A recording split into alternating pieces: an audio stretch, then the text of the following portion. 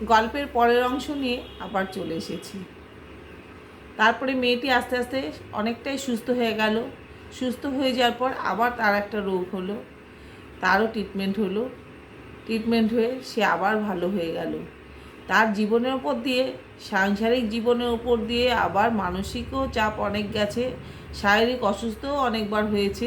এইভাবে করে উনি অনেকবার অসুস্থও হয়েছে, আবার সুস্থ হয়েও উঠেছে। এদিকে শ্বশুর আস্তে আস্তে বুঝতে পারল যে আমি কতটা এদের সঙ্গে অন্যায় করেছি।